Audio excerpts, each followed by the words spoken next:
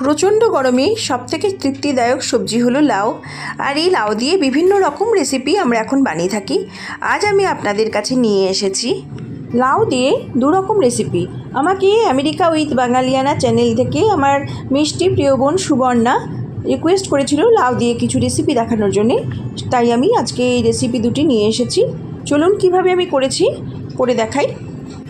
নিয়েছি একটা কচি লাউটাকে এইভাবে ডুমো সাইজের করে কেটে প্রেশার কুকারে নিয়ে নিয়েছি। আর দিচ্ছি এখানে একটা আলুটাকেও একটু বড় সাইজের করে কেটে নিয়েছি। দিয়ে দিচ্ছি সামান্য জল, লাউ থেকেও জল বেরোবে।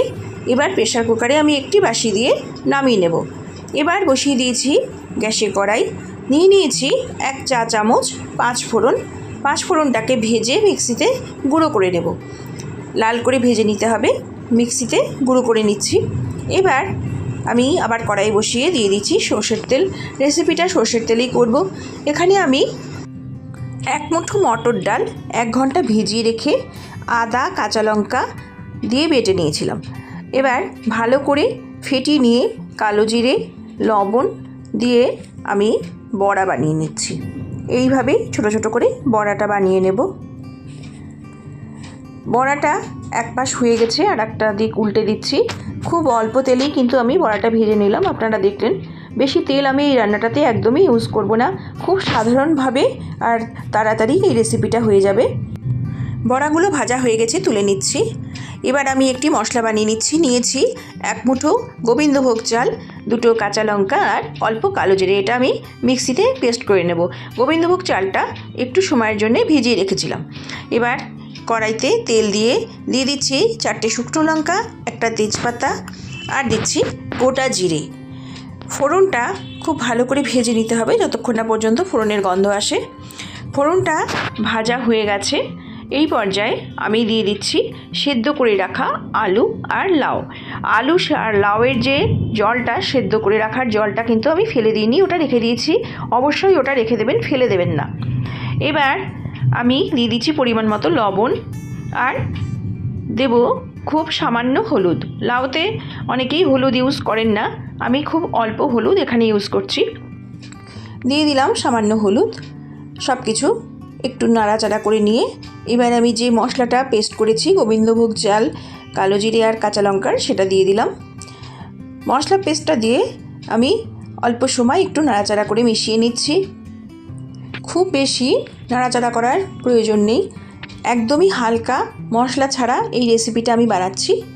আপনারা দেখুন কিভাবে বানাই। একটু সময় নাড়াচাড়া করে আমি এর মধ্যে দিয়ে দিলাম ফ্রোজেন মটরশুঁটি।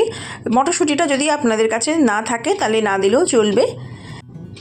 মটরশুঁটি দিয়ে মিশিয়ে নিলাম।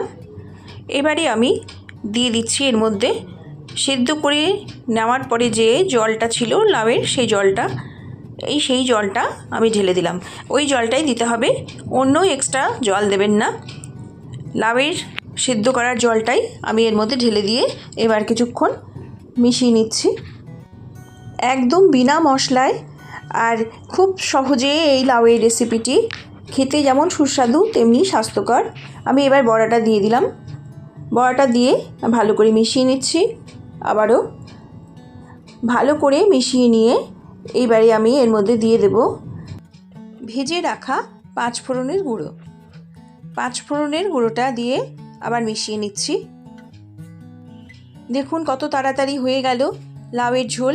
বিনা মশলায় অল্প তেলে স্বাস্থ্যকর লাউয়ের এই রেসিপি আপনারা করে খেয়ে দেখবেন, দুর্দান্ত লাগবে। গরমের এই সময় এই লাউয়ের রেসিপি কিন্তু ভীষণ ভালো লাগে খেতে। দিয়ে দিচ্ছি সামান্য চিনি, এটা আপত্তি থাকলে আপনারা স্কিপ করে যাবেন, আমি সামান্য একটু দিলাম। আবার ভালো করে মিশিয়ে একটু সময় ফুটিয়ে নেব যাতে ঝোলটা বড়াগুলোর মধ্যে ঢুকে যায়। একটু সময় ফুটিয়ে নিয়ে আমি গ্যাসটা অফ করে দেব। রেসিপিটা আমার সম্পূর্ণ তৈরি, এর মধ্যে আর কিছু আমি দেব না। একটু সময় ফুটিয়ে নিয়ে গ্যাসটা অফ করে দিলাম। কিছুক্ষণ সময় রেস্টে রেখে দিয়ে আমি নামিয়ে নিয়েছি। দেখুন কি দারুণ দেখতে হয়েছে, খেতেও দুর্দান্ত, কত তাড়াতাড়ি হয়ে গেল। আর স্বাস্থ্যকর তো বটেই, লাউয়ের এই ঝোলটা কিন্তু ভীষণ স্বাস্থ্যকর। আর গরমের এই সময় খেলে শরীরও সুস্থ থাকে।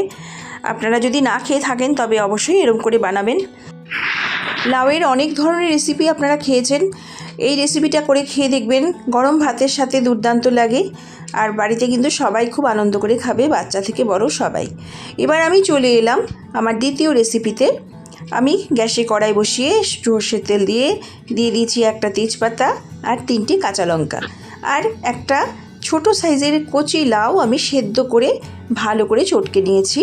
এইভাবে ভালো করে চটকে নেবেন, আর লাউটা অবশ্যই কচি নেবেন, তাতে কিন্তু এই রেসিপিটা খেতে দুর্দান্ত লাগবে।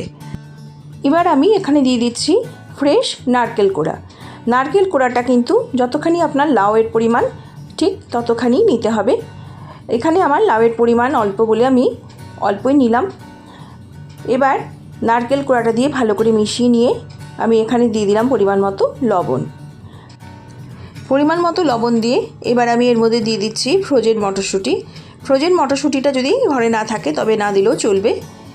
এবারে সব কিছু ভালো করে মিশিয়ে নিয়ে একদম টানিয়ে নেব। লাউয়ের জলটা যেন একটুও না থাকে, সম্পূর্ণ শুকনো করে টানিয়ে নিয়ে আমি এই ভর্তার রেসিপিটি তৈরি করব। এবার দিয়ে দিলাম এখানে অল্প দুধ আর ময়দা গুলে নিয়েছি, সেটা দিয়ে দিলাম। এই দুধ আর ময়দা গুলে নিয়ে দিলে এই লাউয়ের ভর্তাটা মাখো মাখো হবে আর খেতেও দুর্দান্ত লাগবে। সব আবার ভালো করে মিশিয়ে নিলাম। লাউ ভর্তা আমার সম্পূর্ণ রেডি। দেখলেন কত তাড়াতাড়ি হয়ে গেল, আর দুর্দান্ত খেতে এই লাউ ভর্তার রেসিপি। দিয়ে দিলাম ধনে পাতা কুচি। ধনে পাতার কুচিটা অবশ্য দেওয়ার চেষ্টা করবেন, ধনে পাতার গন্ধটা এই লাউ ভর্তার সাথে কিন্তু দারুণ লাগে। আমার লাউ ভর্তার রেসিপি সম্পূর্ণ রেডি। আমি এবার গ্যাসটা অফ করে নেব। আমার রেসিপিটা আপনাদের যদি ভালো লাগে আপনারা অবশ্যই বাড়িতে ট্রাই করে দেখবেন। আমার রেসিপির সাথে এতক্ষণ ধরে যারা জুড়ে রয়েছেন তাদের জন্য আমার অসংখ্য ধন্যবাদ, শুভকামনা। আপনাদের সুন্দর সুন্দর কমেন্ট আমাকে প্রতিদিন ভিডিও বানাতে ভীষণ উৎসাহিত করে। আমার লাউ ভর্তা সম্পূর্ণ রেডি। আমি নামিয়ে নিলাম, গ্যাস অফ করে বাটি নিয়ে নিয়েছি। এবার সার্ভ করে নেব। দেখুন কি সুন্দর দেখতে হয়েছে, আর আটাটো হয়েছে। লাউ ভর্তা এইভাবে করবেন, একদম মশলা ছাড়া সহজে এই রেসিপিটি তৈরি হয়ে গেল। দুর্দান্ত স্বাদের এই লাউ ভর্তার রেসিপি। লাউ ভর্তা আর লাউয়ের ঝোলের এই দুটো রকমের রেসিপি আমি আপনাদের কাছে আজ শেয়ার করলাম। লাউ দিয়ে গরমকালে আপনারা প্রচুর রেসিপি করে এখন খেয়ে থাকেন, অবশ্যই এভাবে এই দুটো রেসিপি ট্রাই করে খেয়ে দেখবেন, ভীষণ ভালো লাগবে। আমার দুটো লাউয়ের রেসিপির মধ্যে কোন রেসিপিটা আপনাদের সবচেয়ে বেশি ভালো লাগলো আমাকে কমেন্টের মাধ্যমে জানিয়ে যাবেন। সবাই ভালো থাকবেন, সুস্থ থাকবেন। নমস্কার।